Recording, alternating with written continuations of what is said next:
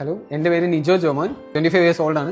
ജനുവരി 1, 2025, അതായത് ന്യൂ ഇയറിന് അന്ന് ഒരു ബൈക്ക് ആക്സിഡന്റ് ഉണ്ടായിട്ട് വളരെ സീരിയസ് ആയിരുന്നു.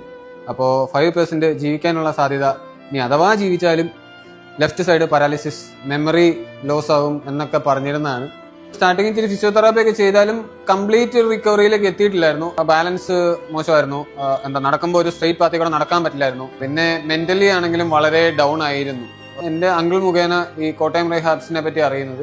അപ്പോൾ ഇവിടെ ഒന്ന് ഫിസിയോതെറാപ്പി റീസ്റ്റാർട്ട് ചെയ്തു. അപ്പം ആദ്യമേ തൊട്ട് തന്നെ വളരെ സപ്പോർട്ടീവ് ആയിരുന്നു. അതിന്റെ പ്രോബ്ലംസ് എല്ലാം ഗ്രാസ്പ് ചെയ്ത് അതിനനുസരിച്ചുള്ള ട്രെയിനിങ്, എക്സസൈസ് കാര്യങ്ങളൊക്കെ ഉണ്ടായിരുന്നു. അത് പോരാതെ ഡയറ്റീഷ്യൻ കൃത്യമായ ഡയറ്റുകൾ കാര്യങ്ങളുണ്ടായിരുന്നു. പിന്നെ മെന്റലി ഡൗൺ ആയിരുന്നതുകൊണ്ട് തന്നെ കൗൺസിലിംഗ് വളരെ ഹെൽപ്ഫുൾ ആയിരുന്നു. വളരെ വിഷമമുള്ള കാര്യങ്ങളിൽ ഒന്നായിരുന്നു. ഞാൻ അത്യാവശ്യം ഡാൻസ് ഒക്കെ ചെയ്തുകൊണ്ടിരുന്ന ആളായതുകൊണ്ട് അങ്ങനെ നിൽക്കാൻ പോലും പറ്റാത്ത ആൾക്ക് ഡാൻസ് ചെയ്യുക എന്ന് പറഞ്ഞാൽ ആലോചിക്കാൻ വളരെ ബുദ്ധിമുട്ടാണല്ലോ. ഇവിടെ എന്റെ ബാലൻസിന്റെ കാര്യത്തിലാണെങ്കിലും സ്ട്രെങ്ത്തിന്റെ കാര്യത്തിലാണെങ്കിലും എല്ലാം ഒരുപാട് സ്ട്രെങ്ത് റീഗെയിൻ ചെയ്യാനും ഒക്കെ വളരെ ഹെൽപ്ഫുൾ ആയിരുന്നു. 62 kgs ഉണ്ടായിരുന്ന ആൾ പെട്ടെന്ന് ആക്സിഡന്റിന് ശേഷം 40 കിലോ വെയിറ്റിലേക്ക് പോയി. പറഞ്ഞു തന്ന ഡയറ്റ് പ്രോപ്പറായിട്ട് ഫോളോ ചെയ്ത് എക്സസൈസും സ്ട്രെങ്തനിങ് എക്സസൈസും എല്ലാം കറക്റ്റായിട്ട് ഫോളോ ചെയ്തതോടെ ഫിസിക്കലി പിന്നെയും പഴയ ഒരു വെയിറ്റിലേക്ക് എത്തി.